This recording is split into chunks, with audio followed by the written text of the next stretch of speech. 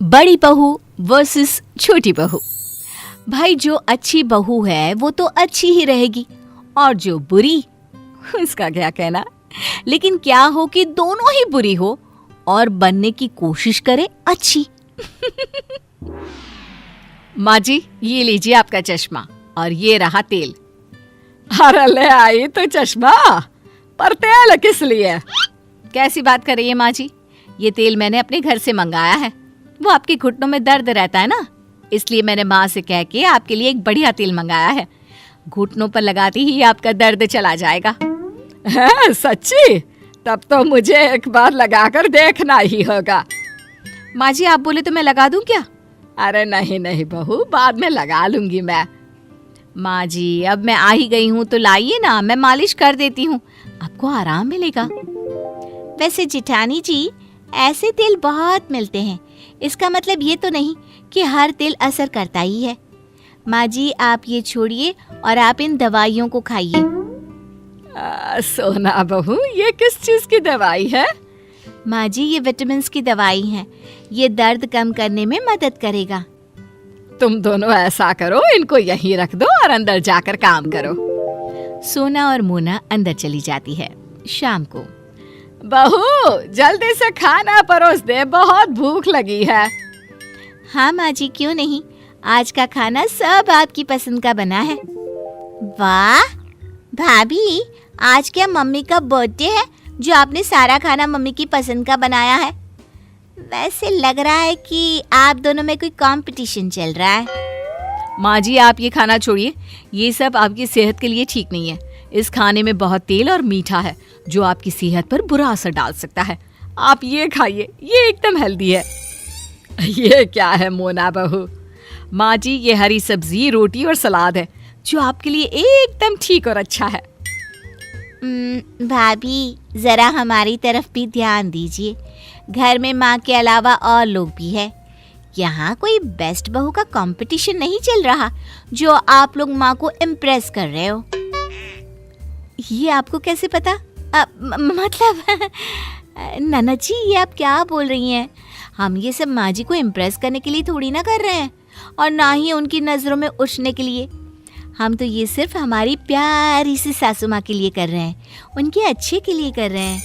बढ़िया आई, इनका तो पता नहीं, लेकिन मैं बस यही चाहती हूँ कि माँ जी जैसी भी रहे खुश और तंदुरुस्त रहे। आप दोनों को देखकर तो ऐसा लगता नहीं। ये सब छोड़िए, मेरे लिए भी खाना परोस दीजिए। हाँ हाँ, नहीं तो खाना ठंडा हो जाएगा। कुछ दिनों बाद सीढ़ियों से गिरने की वजह से सास के पैर में मोच आ जाती है। कैसी है माँ जी? क्या कहा डॉक्टर ने? माँ जी को ज्यादा चोट तो नहीं आई ना? तुम कुछ बोल क्यों नहीं रही हो? हमें माँ जी की चिंता हो रही है।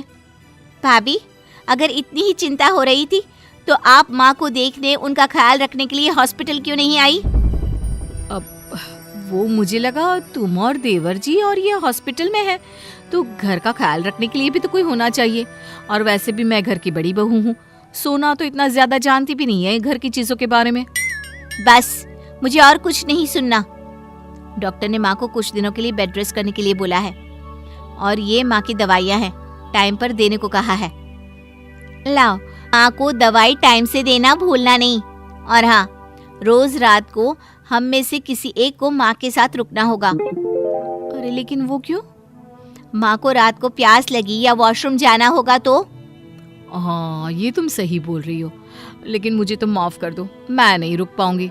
तुम तो जानती ही हो मुझे अपने बेड के सिवा कहीं और नींद ही नहीं आती। अब मैं क्या कह रही थी कि तुम ही रात को माँ जी के साथ सो जाओ ना। तुम्हारी माँ है, तुम्हारे सिवा उनको कोई अच्छे से कैसे समझ सकता है, और तुम उनके साथ रहोगी तो उनकी ज़रूरतों का ख्याल अच्छे से रख पाओगी ना।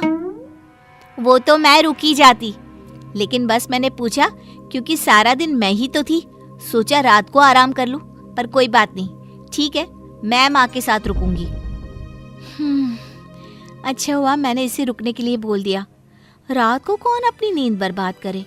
घर पर 2-4 मिनट के लिए शो ऑफ तो फिर भी कर लेती हूँ, लेकिन रात भर अस्पताल में ना जी ना। सही कहा, ऊपर से सुबह भी इतनी जल्दी उठना पड़ता है। चलो अब सो जाते हैं, अपनी माँ का ख्याल खुद को ही तो रखना होता है। कुछ दिनों बाद जब सास पूरी तरह से ठीक हो जाती है। अच्छा हुआ माँ जी, अब जल्दी ठीक हो गई। आप नहीं जानती मैं कितनी परेशान थी। सारा सारा दिन भगवान के सामने जाप करती रहती थी आपके लिए। परेशान क्यों? तुम तो मुझे एक बार ठीक से देखना तो दूर, पूछने के लिए तक नहीं आई। परेशान कैसे हुई? आप ये क्या बोल रही हैं? आप नहीं जानती मुझे आपकी कितनी चिंता हो रही थी। माँ जी, आप सही कह रही हैं। इसको आपकी चिंता होती तो ये आपको देखने आती, पर ये आपको देखने नहीं आई।